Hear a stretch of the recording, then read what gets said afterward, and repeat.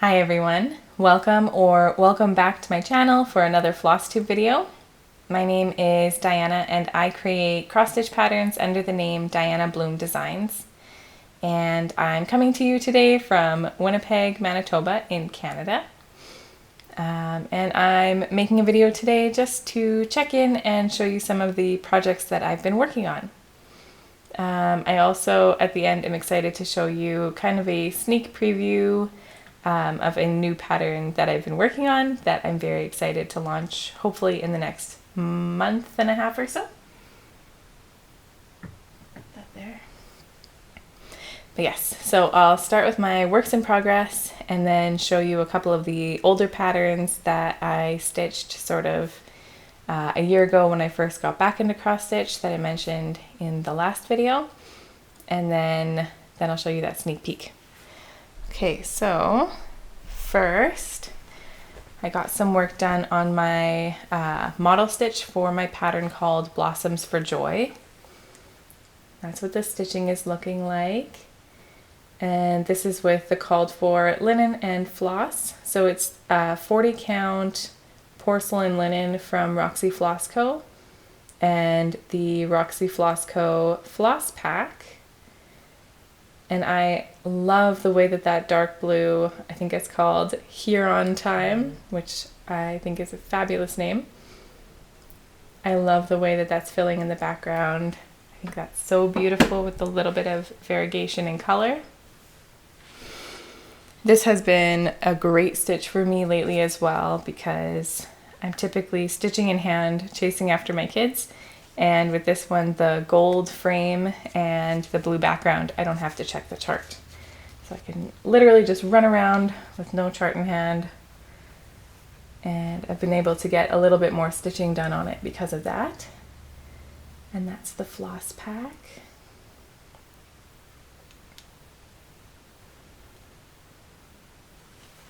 I want to mention as well that Evertote is carrying the Roxy Floss Co. floss packs for these patterns. All three of my newly released patterns have Roxy Floss Co. floss packs, so you can buy all of the flosses you would need to stitch the pattern all at once on evertote.ca if that's something you're interested in. And I will link all of that down below. Next, I've been working on my Mr. Darcy pattern. So this one I talked a bit about last time, how I was somewhat obsessed with the book Pride and Prejudice and came up with this design because of that. Just got a small start here.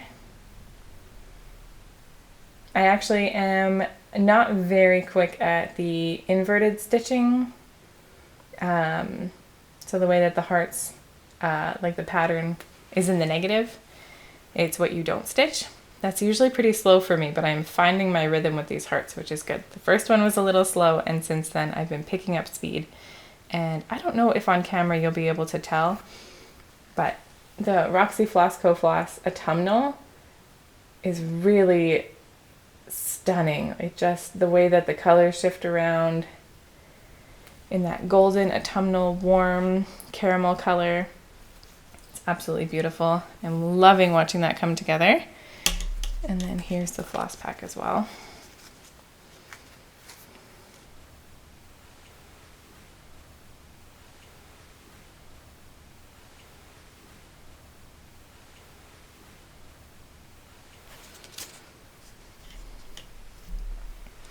The third pattern I released recently was, well, it's actually, these are the only patterns I've ever released, but the third pattern that I released and spoke about in my last video was called Birds in Brambles. And that model I'm not working on. My twin sister has graciously decided to stitch that one for me, which I am very grateful for. And so far she's saying that she is loving working with the Roxy Floss Co. materials and is very happy to stitch it. So very excited to see that one come together once she's done with it. I'm now sort of moving on to some of the projects that I worked on about a year ago or even almost 2 years ago when my daughter was more of a newborn, less of a toddler. One of the first projects that I was too excited about to not stitch was Linettes Song by Modern Folk Embroidery.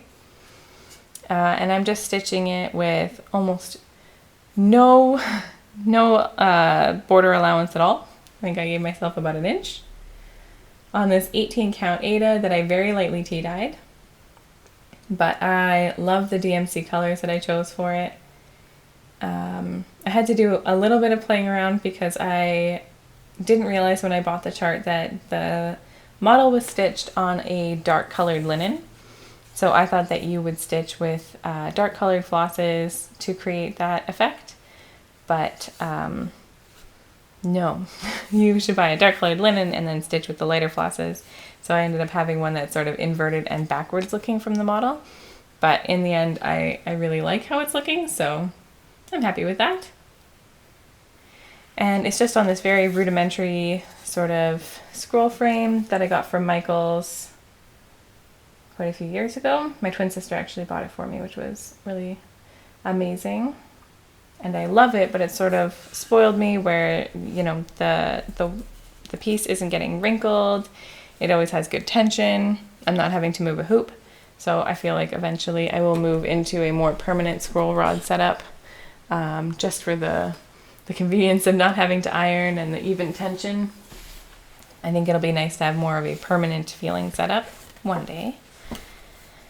And then the last project that I wanted to show you that I actually did enough work on back in the day to bring up is one called Pumpkin Color Autumn, and it's by Owl Forest Embroidery. This is a free pattern, and I started it last fall, and I'm stitching it on this 28 count even weave fabric that, again, I lightly tea dyed just to sort of take the bright white out of it.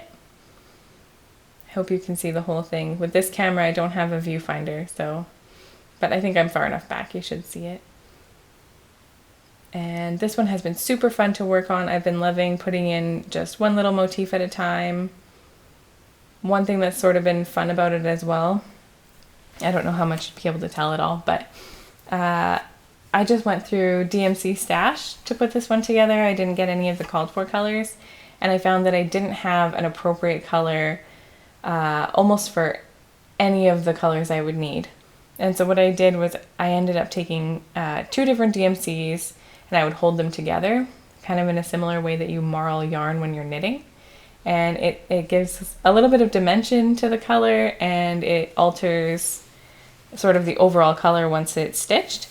And that's been super fun, playing around with mixing colors and changing colors and seeing what effect you can get by holding higher contrast and lower contrast. So this one's been really fun. The even weave fabric is also quite a bit stiffer than some of the fabric I'm used to, and right away I decided that I wanted this to be a beautiful fall pillow, so I can't wait to have it done so that I can sew it up and get it on my couch. Okay, now I'm going to talk about my new pattern that I've been working on, and actually I have a little swatch I want to show you, but I have to run upstairs and get it. So I will be right back, and then I can talk to you about it properly. Okay, I'm back, and I'm very excited to tell you about this pattern. So the name is going to be Swan Lace, and it is going to have a very similar composition to my Birds and Brambles pattern. I also am excited to show you that I have a mood board put together for this one, so I'll pull it up here. And basically, the inspiration for this pattern came from my love for drawing long neck birds in general. So I was drawing a bunch of swans, just sketching them. And I was at the same time watching a YouTube video by someone named Bernadette Banner. And they were hand sewing lace into this beautiful Edwardian garment. But she was taking these tiny strips of lace, and she seemed to be just hand sewing them all together to create a shaped piece of fabric. I will link the video down below. It was stunning.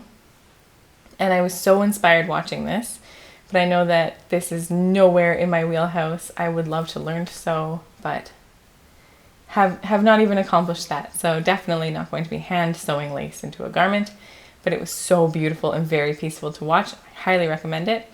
And from that, I was very inspired to create a piece that had a lot of stitched elements that looked like lace in them. So there's going to be a very strong border with lace elements, and I'm very excited for how it's coming together. It's going to have a very minimal color palette, very neutral color palette, and I think it is going to be stunning and very fun to stitch. I do have one little swatch. It's kind of a take it with a grain of salt.